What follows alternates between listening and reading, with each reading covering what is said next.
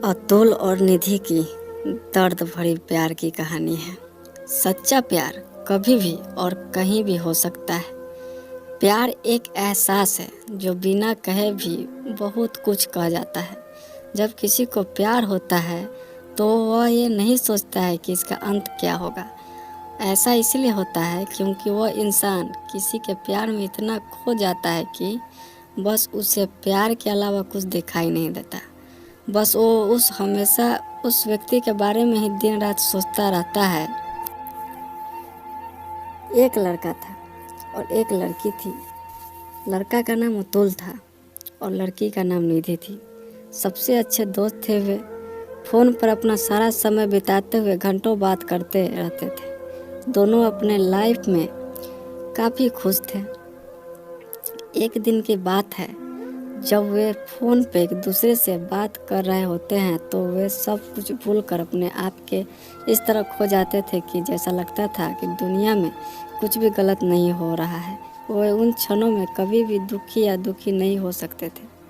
एक दिन लड़की ने लड़के को टेस्ट किया और उसने जवाब नहीं दिया, जो कि आसमानी था। लड़की ने फिर से कोशिश की लेकिन कोई फ़ायदा नहीं हुआ। अंत में उसने उसे बुलाया लेकिन कोई जवाब नहीं था। एक पूरा दिन बीत गया और लड़के ने फ़ोन या टेस्ट के माध्यम से भी कोई भी उत्तर नहीं दिया। लड़की को चिंता होने लगी कि कुछ गड़बड़ ज़रूर है। उस रात लड़की सो नहीं पाई और पूरी रात चिंता और रोती रही। इसके बाद उसे एहसास हुआ कि लड़का वास्तव में उसके लिए कितना मायने रखता था। हालांकि अगली सुबह उसे एक फ़ोन आया। यह फ़ोन उस लड़के का था। उसने फ़ोन को देखकर वह बहुत खुश हुई और उसने जैसे ही उसका फ़ोन उठाया, अरे लड़की, मैं तुम्हारा आवाज़ सुनने के लिए 2 दिन से परेशान हूँ। क्या हुआ? तुम हमें टेक्स्ट या मैसेज क्यों नहीं कर रहे थे? लड़का, मैं व्यस्त था। लड़की को पता था कि कुछ गड़बड़ है, लेकिन वह पूछ नहीं सकती थी। लड़का, तुम्हें पता है क्या, हमें अब इस टॉपिक पे और बात नहीं करनी चाहिए। जो भी था हम लोगों के बीच उसे भूल जाओ। तुम लड़की अष्टबद्ध चुप्पी। क्या? क्यों? लड़का, सॉरी, अलविदा। लड़का इतना कहकर वह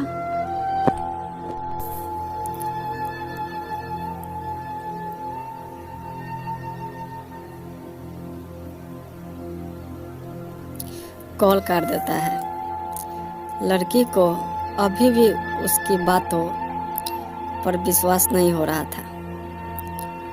ऐसा लग रहा था जैसे उसने अपने किसी को खो दिया हो।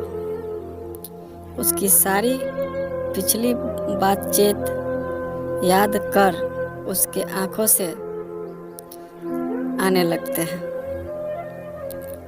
अपने आंसुओं को रोक नहीं पाती है और उसकी याद में उसके आंखों से आंसू गिरने लगते हैं। वह एकदम से खो गई थी और उलझन में थी। वह टूटी हुई, उदास और अकेली महसूस कर रही थी। उसे कुछ समझ नहीं आ रहा था। उसे बस उस लड़के की बातें याद आ रही थी। वह सीधा छत पर जाकर खड़ी हो जाती है और वो वहाँ से कूदना चाहती थी। वह उसके लिए एक था। उसने ऐसा क्यों किया था? क्यों वह छत से जितनी जोर से चिल्ला सकती थी उतनी तेज़ी से चिल्ला रही।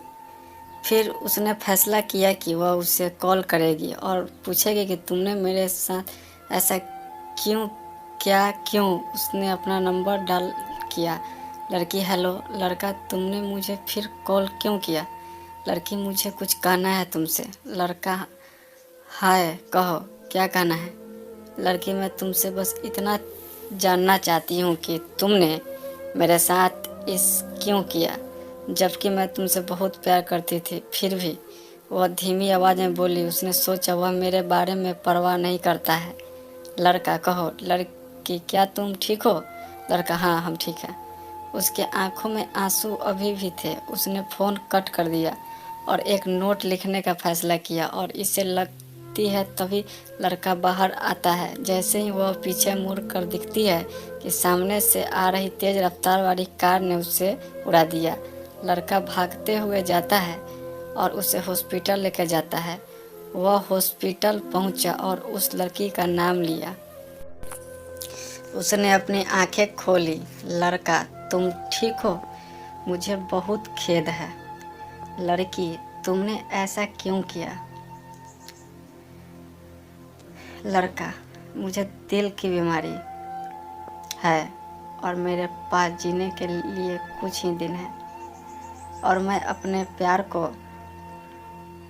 अकेला नहीं छोड़ना चाहता था, इसीलिए मैंने ये सब किया। लड़की उसकी सुनती है और फिर अपनी आंखें बंद कर उसे अलविदा कहती है। लड़का ये सब देख वो घबरा जाता है और उसे यकीन नहीं हो रहा था कि उसकी वजह से ये सब हुआ है। अचानक लड़के को दिल का दौरा पड़ता है और वह अपने दिलवे पर हाथ रखे कहरने लगता है। सीने में दर्द इतना ज़्यादा होता है कि वह उसे सहन नहीं कर पाता है और वह मर जाता है।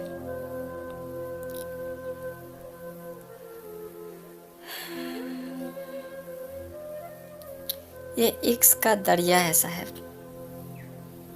इसे हर कोई पार नहीं कर पाता।